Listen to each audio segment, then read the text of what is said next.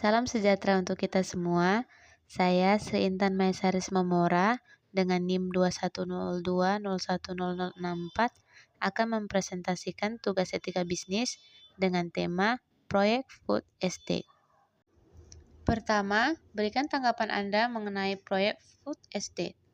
Pendapat saya mengenai kegagalan berulang food estate adalah sangat disayangkan, karena food estate merupakan salah satu program strategis nasional yang ditetapkan dalam PP nomor 109 2020 tentang percepatan pelaksanaan proyek strategis nasional yang bertujuan untuk meningkatkan produksi pangan nasional dan mencapai swasembada pangan.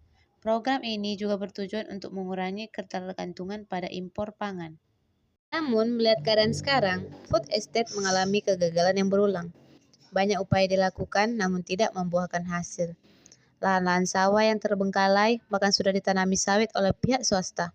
Hal ini menyimpang dari tujuan awal food estate yang seharusnya untuk meningkatkan produksi pangan, sekarang menjadi kebun sawit dan bahkan ada yang terbengkalai. Tentunya saya tidak setuju dengan hal ini. Mengapa?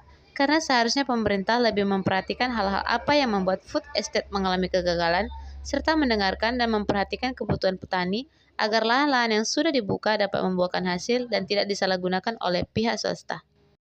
Kedua, analisis etika bisnis dalam proyek food estate. Etika bisnis dapat diartikan sebagai prinsip-prinsip yang harus dipatuhi dalam menjalankan suatu usaha.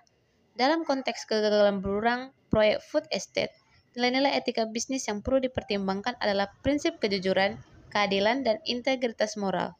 Beberapa faktor yang menyebabkan kegagalan food estate diantaranya pengabaian data tanah, pembelian aktor yang kurang tepat, tidak memperhatikan aspek sosial dan budaya masyarakat, lahan yang tidak sesuai untuk pertanian, dan pengelolaan yang buruk.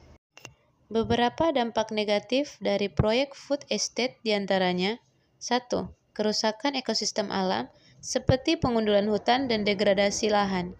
Kedua, memperburuk ketergantungan Indonesia pada impor pangan. Ketiga, memperdalam krisis bagi perempuan dan petani kecil. Untuk menghindari pelanggaran etika bisnis, perusahaan perlu mematuhi prinsip-prinsip etika bisnis seperti kejujuran, keadilan, dan integritas moral. Ketiga, rekomendasi penyesuaian. Saran terhadap pemerintah terkait kegagalan food estate diantaranya 1. Memperhatikan kualitas SDM. Kedua, memperhatikan ketersediaan air, kondisi iklim, dan teknologi. 3. Memperhatikan kepemilikan lahan dan konflik dengan masyarakat. Keempat, memperhatikan potensi pangan lokal. Kelima, memperhatikan kebijakan pemanfaatan hutan lindung. Keenam, memperhatikan kerjasama dengan pihak swasta. Ketujuh, memperhatikan penelitian akademis. Dan yang kedelapan, memperhatikan kondisi lingkungan sosial dan ekonomi. Keempat, keterkaitan dengan peraturan pemerintah.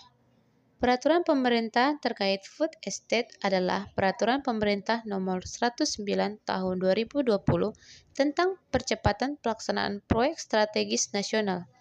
Peraturan ini menetapkan food estate sebagai salah satu program strategis nasional. Selain itu, pemerintah juga mengeluarkan beberapa peraturan terkait food estate seperti 1. Peraturan Menteri Lingkungan Hidup dan Kehutanan Nomor 24 Tahun 2020 tentang penyediaan kawasan hutan untuk membangun food estate. 2. Permendagri Nomor 40 Tahun 2020 tentang pedoman penyusunan RKPD tahun 2021. Ketiga, Permendagri Nomor 64 Tahun 2020 tentang pedoman penyusunan APBD tahun 2021. Tindakan pemerintah terhadap food estate sesuai undang-undang dilakukan dengan menerbitkan peraturan-peraturan seperti Peraturan Menteri Lingkungan Hidup dan Kehutanan dan Peraturan Presiden. Berikut beberapa tindakan pemerintah terkait food estate. 1. Menerbitkan Permen LHK Nomor 24 Tahun 2020 tentang penyediaan kawasan hutan untuk pembangunan food estate. 2. Menerbitkan Perpres Nomor 109 Tahun 2020 tentang percepatan pelaksanaan proyek strategis nasional. 3. Melakukan ekstensifikasi dan intensifikasi lahan pertanian. Keempat, menyusun laporan kegiatan pengembangan irigasi pertanian, dan pembangunan bangunan konservasi air. Kelima, outcome yang diharapkan.